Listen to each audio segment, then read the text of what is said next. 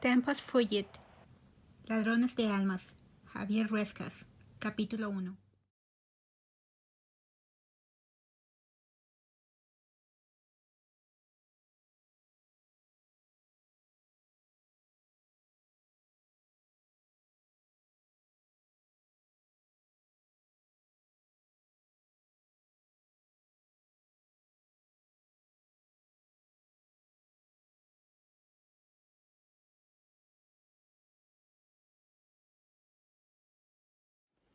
¿A quién quería engañar?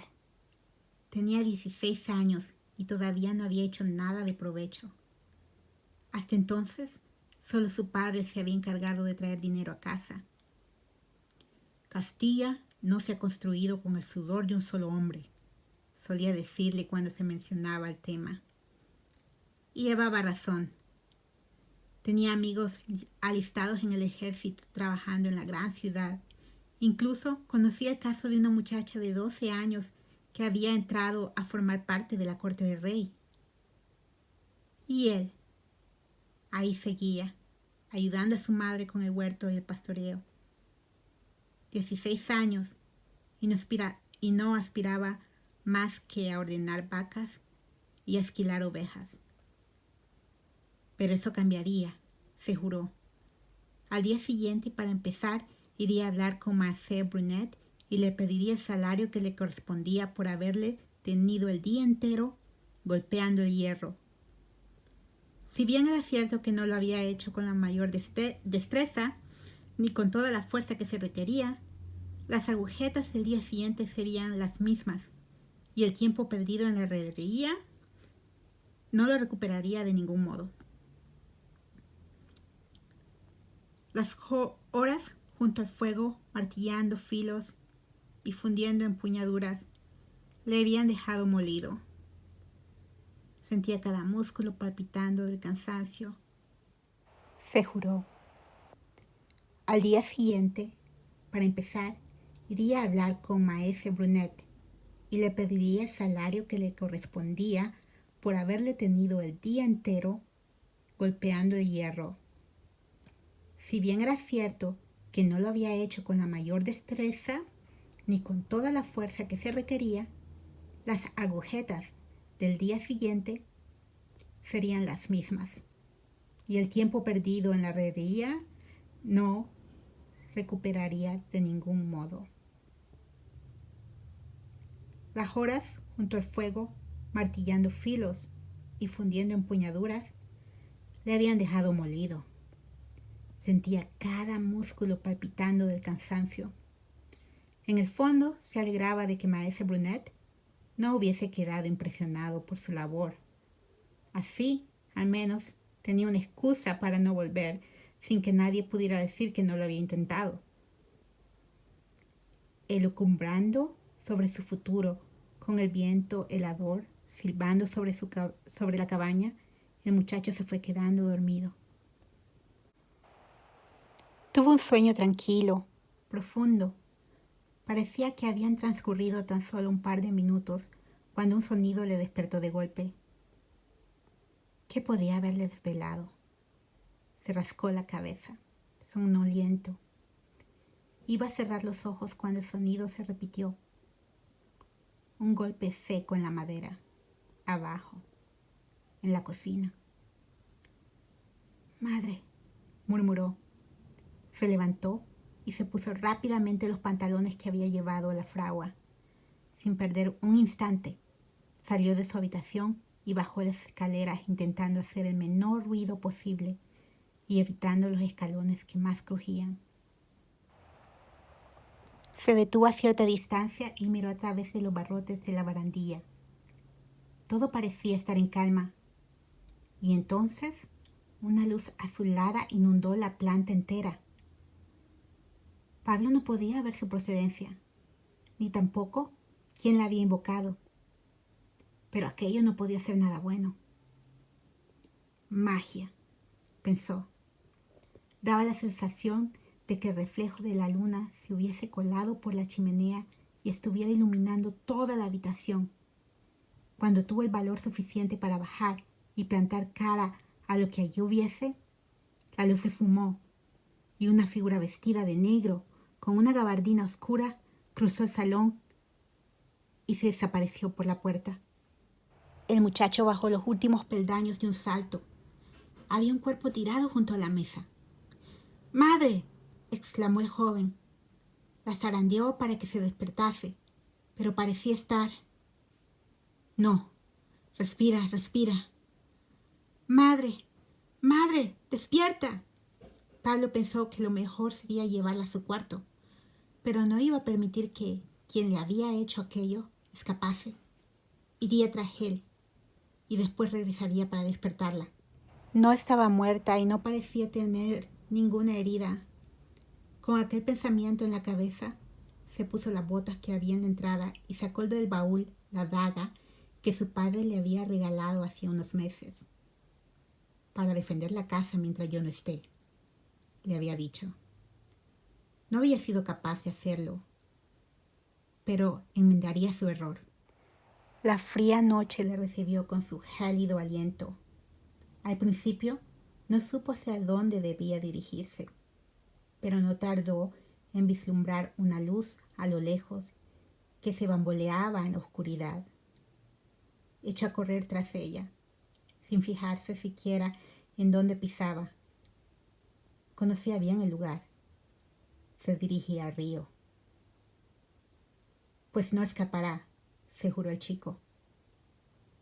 A cada paso que daba, más grande se hacía la luz y más claro tenía que había hecho bien siguiendo su rastro.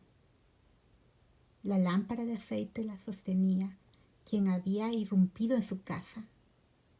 Le atraparía y le haría pagar por lo que le había hecho a su madre, fuera lo que fuese.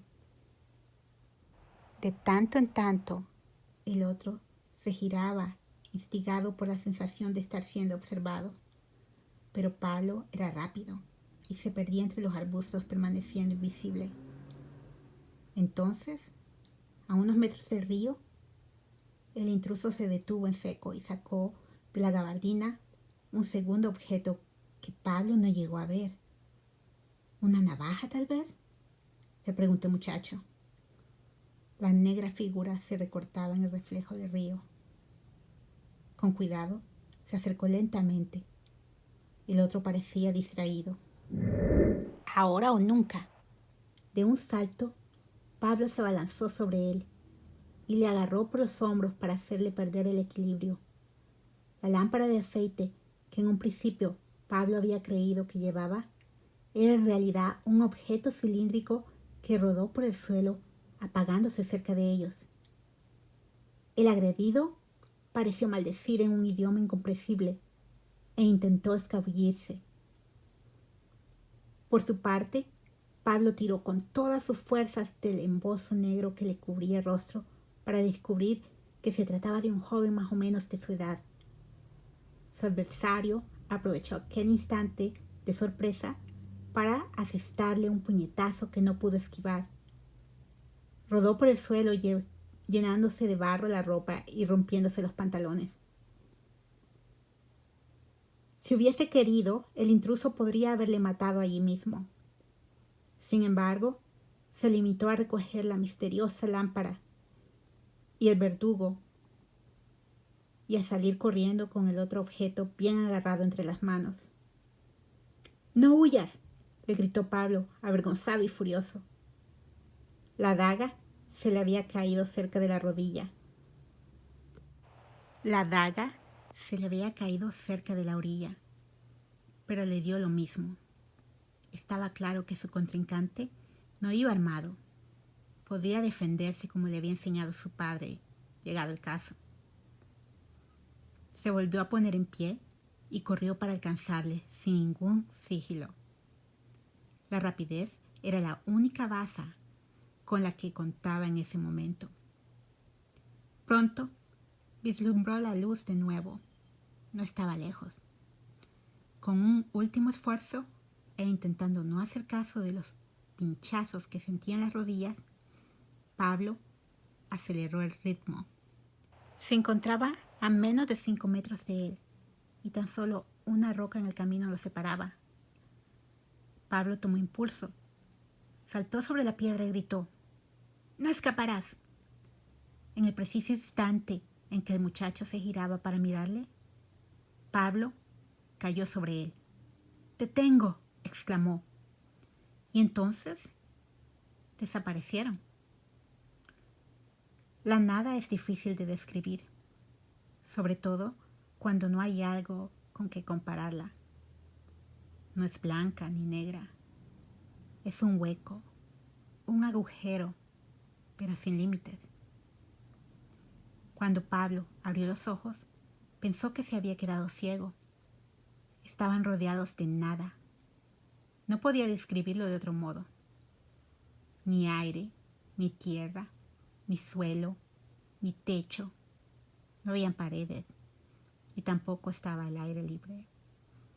Sintió que le faltaba la respiración y que una claustrofobia fuera de la corriente amenazaba con hacerle perder el conocimiento. El único motivo por el que aún no se había mareado era porque el intruso le estaba agarrando con fuerza de la camisa, agitándole mientras gritaba frases ininteligibles. Pablo intentó deshacerse del muchacho, pero no le quedaban casi fuerzas. Finalmente, le soltó con desprecio y salió corriendo hacia lo lejos. Pablo pensó que lo mismo le hubiera dado optar por cualquier otra dirección. La nada los rodeaba. El muchacho se puso de pie con un esfuerzo sobrehumano, aterrado y angustiado al mismo tiempo. ¿Dónde estaba? ¿Qué clase de brujería era aquella?